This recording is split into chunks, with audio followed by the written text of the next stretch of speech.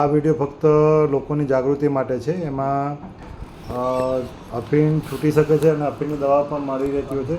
વ્યસન અફીણનું છૂટી શકતું હોય છે એના માટે છે, એ જાણકારી માટે. બરાબર છે. હવે તમે અફીણ કેટલા વર્ષથી લો છો? અફીણ 35 વર્ષ થવાની સાહેબ.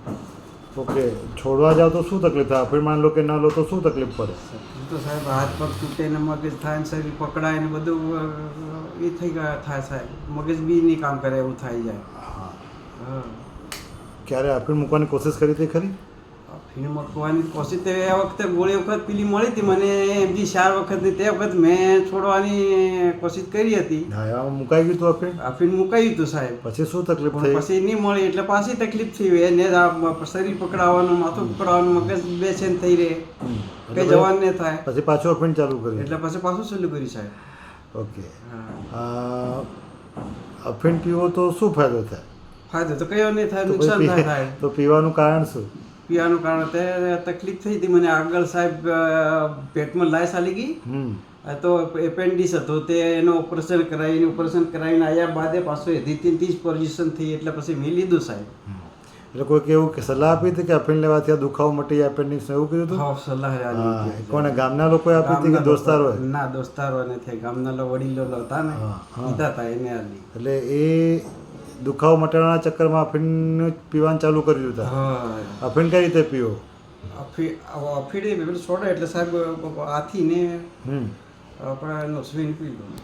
દિવસનું કેટલું? 3 ટાઈમ. 3 ટાઈમ પીવો. અને માની લો કે મહિનાનો કેટલો ખર્ચો થાય અફીણ લાવવાના છોડવા? મહિનાનો 6,000 રૂપિયા થઈ જશે. 6,000 થઈ જાય. તો તમારી કમાણી હશે એમાંથી 25% તો એમાં જ જતું રહેતું હશે? વધારે જતું રહે. ઘરવાળાને ખબર ખરું આ બધું અફીણ? તમામ સગા સંબંધીઓને ઘરવાળાને બધું ખબર છે. કોઈ ના પાડી છોડવા માટે? ના, તો બધાએ પાડી સાહેબ. કે ભાઈ આ છોડ દો એમ કીધું ખરું? તમારાથી છૂટતું નતું? છૂટતું હતું સાહેબ. અને માની લો કે અફીણ ખાલી આ છોડવાથી જ પીવે કે બીજા લોકો કઈ રીતે પીવે ગામમાં? બીજા તો સાહેબ એવું બધા સુલે તપેલી ઉકાળીને પીતા હોય. કોઈ ખાલી આમ ટાંકણી, સોયના ટાંકણી લઈને ચાટે એવું થાય ખરું ગામમાં? કોઈ પીવે? એવું કોઈ. ઓકે. ગામડામાં લગ્નોમાં અફીણ વાપરે એ કઈ રીતે વાપરે ખબર છે તમને?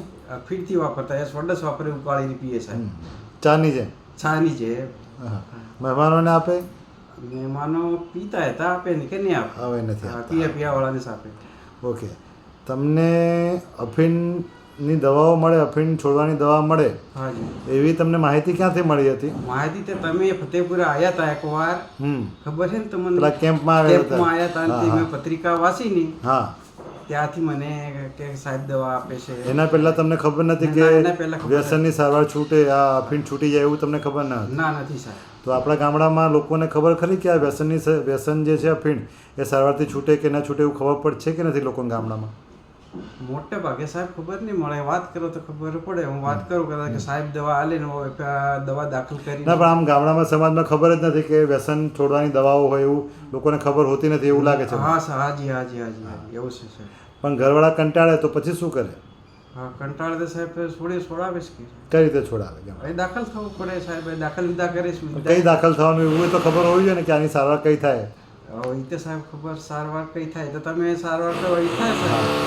પણ ગામડામાં ને સમાજમાં લોકોને એવું ખબર નથી હજુ કે વ્યસન છોડવાની સારવાર મગજના જે ડૉક્ટર કહેવાય, સાયકાટ્રિસ્ટ, ડૉક્ટર, ન્યુરોસાયકાટ્રિસ્ટ, એમને ત્યાં વ્યસન જે ખાસ કરીને વ્યસન મુક્તિના એક્સપર્ટ તરીકે કામ કરતા હોય એમને ત્યાં થાય એવું એમને ખબર નથી ગામડામાં લોકો. નથી સાહેબ. લોકો એવું માનતા હોય કે મગજના ડૉક્ટર એટલે ખાલી મગજની બીમારીઓની જ સારવાર કરે, વ્યસનની કરે એવું લોકોને ખબર નથી મારે ખ્યાલ. બરાબર છે.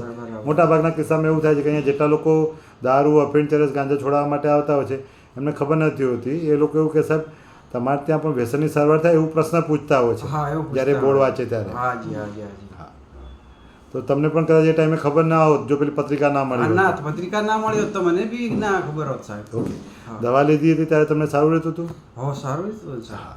જો માન લો કે આમાં પ્રોપર રીતે દવા લેવામાં આવે તો આમ તો આ જનરલી 3 થી 6 મહિના, 8 મહિનામાં આ વ્યસન પણ છૂટી જાય અને દવા એ બંધ થઈ જાય. પણ એ પ્રોપરલી લેવી પડે, ટાઈમ ટુ ટાઈમ. બરાબર છે. હા, બહુ તકલીફ વધારે તો આપણે દાખલ કરીને ઇન્જેક્શન બોટલ આપવા પડે એના પાછા. પણ માન લો કે ઓછી તકલીફ પણ સહન થતું તો ખાલી દવાથી કંટ્રોલ થઈ જાય. પછી સાહેબ 3 વાર એટલે મારે દવા ત્યાં દાખલ થઈ રહ્યા, થોડી સારવાર લેવી પડે તો જ કથા. કઈ વાંધો નથી, એ થઈ જશે, એનું ટેન્શન નથી. હા, આ વિડીયોમાં તમારો ચહેરો કે નામ નથી. આ વિડીયોમાં ઘણી વખત ફેસબુક પર કે અમે એના પર મૂકતા તો તમને કંઈ વાંધો નથી ને? ના, કઈ વાંધો ઠીક છે. આ ખાસ કરીને આપણે પબ્લિક લોક જે છે સમાજમાં જે લોકોને અફીણ કે દારૂનું સારવાર થાય અને ક્યાં થાય એમને ખબર નથી. એની જાગૃતિ માટે જ આપણે આ મૂકીએ છીએ. એટલે લોકો એમના નજીકના જે બી મગજના ડૉક્ટરો જે ખાસ કરીને વ્યસન છોડાવવામાં મદદ કરતા હોય ત્યાં લોકો સારવાર લઈ શકે. મહીસાગર જિલ્લામાં હોય તો અહીંયા લુણાવાડામાં આપણે ત્યાં પણ સારવાર કરી શકીએ. અને આજુબાજુ બીજા એરિયામાં હોય જ્યાં તો ત્યાં કોઈ મગજના બીજા ડૉક્ટરો હોય બરાબર છે, કન્સલ્ટન્ટ ન્યુરો સેક્રેટરી, તો ત્યાં પણ સારવાર કરી શકે. બરાબર.